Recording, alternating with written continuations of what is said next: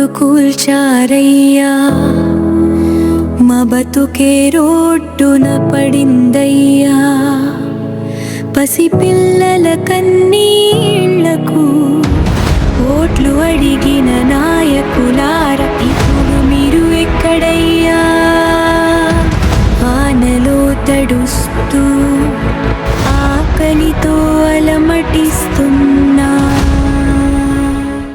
ఓట్లు అడిగిన నాయకులారా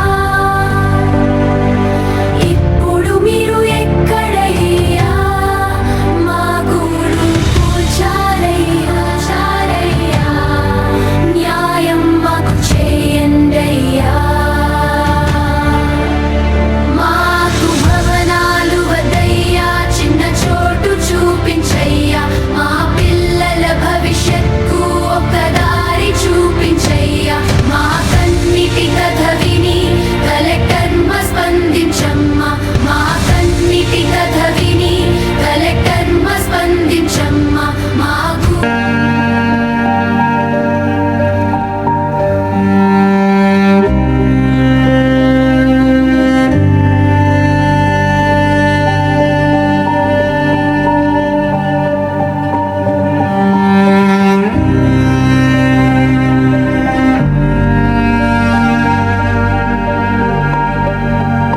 వందనాలు సార్.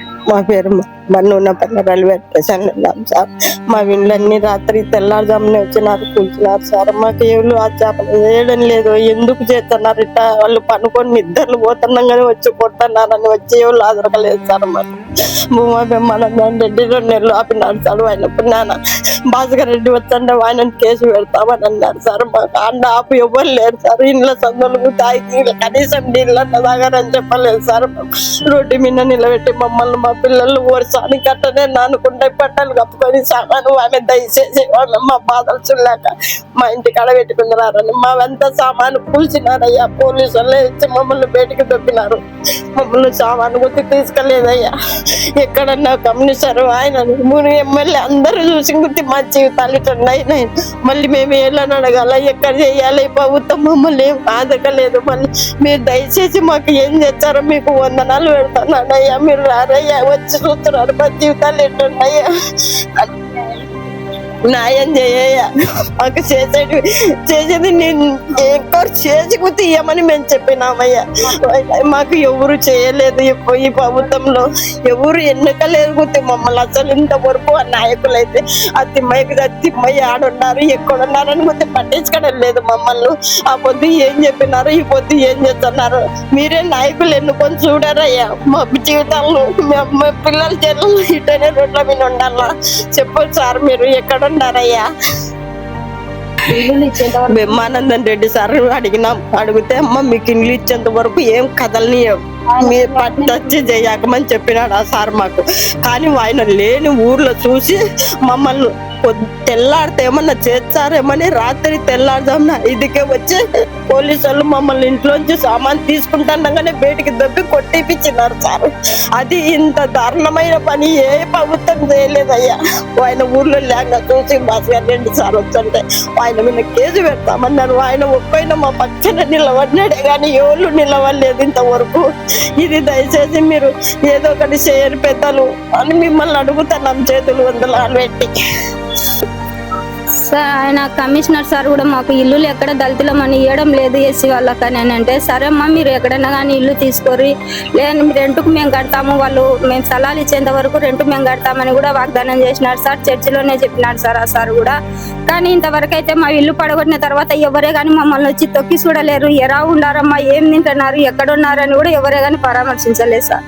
మావైతే మటుకు వర్షంలో దడుచుకుంటా ఎండలు ఎండుకుంటే ఇక్కడనే ఉన్నాం సార్. వండుక తినికి కూడా మాకు అవకాశం లేదు సార్. మా సామాన్లు సగం నష్టం చేసినారు. అది కూడా ఏమ్మా ఎట్లా ఉండారు అని ఒక్కరు కాకుండా ఒకరు కూడా రాలేదు సార్. ఫరూక్ సార్ కూడా దయచేసి ఆయన చూసింటాడు కదా సార్, ఆయన కూడా వచ్చి ఏమ్మా ఏం సరే అవి తీసేసినారు, మరి మీ పరిస్థితి ఎలా ఉంది అని ఒక్కరు కూడా మమ్మల్ని అయితే చూడలేదు సార్. ఇరుగు పొరుగు వాళ్ళు కూడా సరేమ్మా వచ్చి ఉందిరారని కూడా ఎవరే కానీ అనలేదు సార్. ఉన్నెళ్ళ ఎవరిలో లేక వాళ్ళు సర్దుకున్నారే తప్ప లేని వాళ్ళు ఉన్నారు. కనీసం తాగనీకి కూడా మాకు నీళ్లు ఇచ్చే వాళ్ళు ఎవరు లేరు సార్.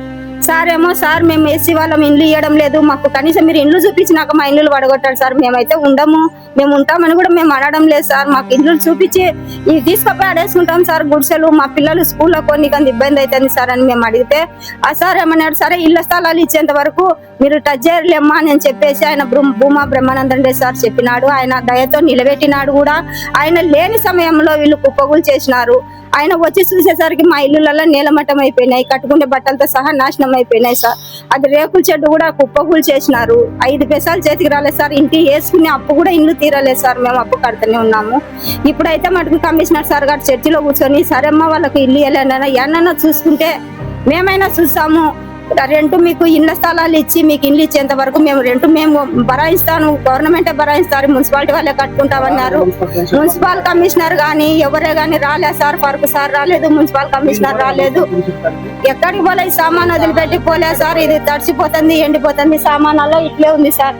ఇలా ఉన్న సామాను ఎట్లా వదిలిపెట్టి పోవాలి సార్? మేము కనీసం కడుపు నిండా కూడు వండుకొని తిని కూడా లేదు సార్, కడుపు కాల్చుకొని ఇట్లనే బదాన్ని ఉన్నాము. కానీ ఇంతవరకు కూడా ఈ క్షణం వరకు కూడా ఎవ్వరే కానీ మమ్మల్ని హెచ్చరించి ఎలా ఉన్నారమ్మా మీది నష్టపరిహారం ఇటు అయిపోయింది కదా, ఏమన్నా ఎవరితోనైనా నష్టం ఇట్లా జరిగింది కదా చూసాము, కనీసం మాట సాయం కూడా చేసే రాజకీయ నాయకులు అంటూ ఎవరు లేరు సార్.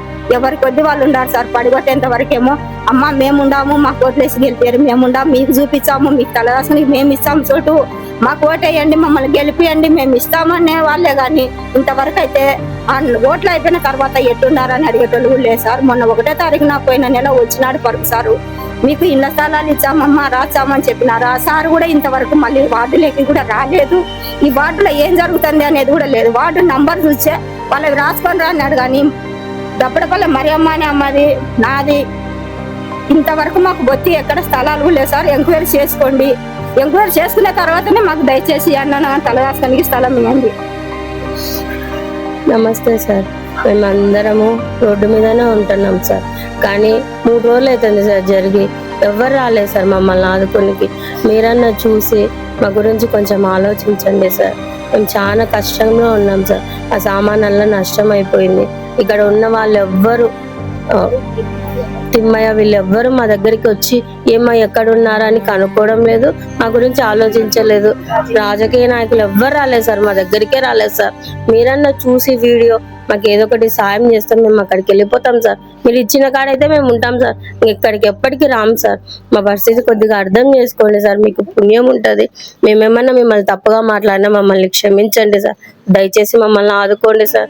వానకుంటున్నాం సార్, మావేమన్నా తప్పులు ఉన్నాయి పెద్ద మనసు చేసుకొని క్షమించి మాకేదో ఒక దారి చూపియండి సార్. మా పిల్లల జీవితాలు సార్ బల్ల పోతున్నారు, బడికి కూడా పంపించుకోవడం లేదు, కనీసం వాళ్ళకి తిండి పెట్టడానికి కూడా లేదు సార్. చాలా కష్టంగా ఉంది సార్. కొద్దిగా మా గురించి పట్టించుకోండి సార్. మీరన్నా కొంచెం చూసి ఎంక్వైరీ చేయండి సార్, మా గురించి కనుక్కొని. బ్రహ్మానంద రెడ్డి గారు నేనేమన్నా తప్పుగా ఏమన్నానంటే నన్ను క్షమించండి సార్. మీరు ఆపినందుకే ఉన్నాయి సార్, మీ వాళ్ళందరూ మాకు సహాయం చేసినారు సార్. ఇప్పుడు మీరు లేంగా చూసి మమ్మల్ని ఈ పరిస్థితికి తెచ్చినారు సార్. మాకంటూ ఎవ్వరు లేరు సార్ ఇక్కడ సాయం చేయడానికి. మీరు ఏదో ఒకటి చేసి మమ్మల్ని ఈ నుండి కొద్దిగా బయటికి పంపించండి సార్. మాకు చిన్న సాయం, ఒక్క స్థలం ఇచ్చినా మేము అక్కడికి వెళ్ళిపోతాం సార్. ఎప్పుడు ఇక్కడికి రాను కూడా రాము సార్. మీ పేరు మేము చచ్చేదాళ్ళు మాకు ఇచ్చినారని గుర్తు పెట్టుకుంటాం సార్. ఇది ఒక చిన్న హెల్ప్ చేయండి సార్. ఎవ్వరు రాలేదు సార్, వార్డు కౌన్సిలర్లు కూడా రాలేదు సార్, మా దగ్గరికే రాలేదు సార్. ఎవరు ఎట్లున్నారు, ఏం తింటున్నారు, ఆడున్నారు అని కూడా లేరు సార్ మా దగ్గర. ఆ ఊసే లేదు సార్. మాకు ఇల్లు కూడా ఇవ్వకున్నారు సార్ భార్యకు. వీళ్ళు మాలలు దరిద్రులని మేము ఇయ్యం మీకు అంటున్నారు సార్. ఇంకా మేము ఎక్కడికి వాళ్ళ కొంచెం చూడండి సార్, మా గురించి ఆలోచించి ఏదో ఒకటి చేయండి సార్, మీకు పుణ్యం ఉంటుంది.